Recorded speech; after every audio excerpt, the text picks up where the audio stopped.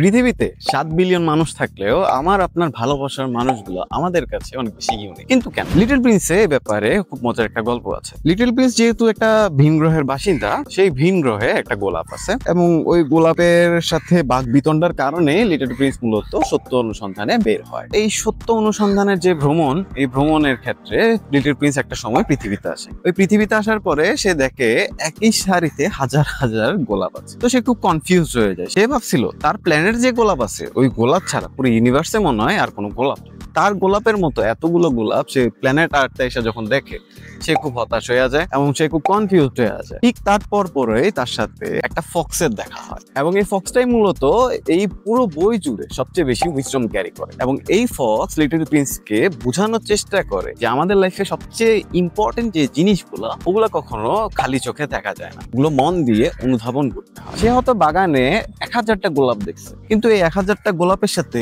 তার সাথে কোনো অন্তরঙ্গ সম্পর্ক নেই। কিন্তু তার প্ল্যানেটের যে গোলাপ আছে, ওই গোলাপকে সে সবসময় পরিচর্যা করে, তার সাথে খুনসুটি করে এবং তার সাথে একটা গভীর সম্পর্ক আছে। এই যে গভীর সম্পর্কটা, এটাই মূলত বাকি সব গোলাপ থেকে তার গোলাপকে আলাদা করে। এটা কিন্তু আমাদের ব্যক্তিগত জীবনেও প্রযোজ্য।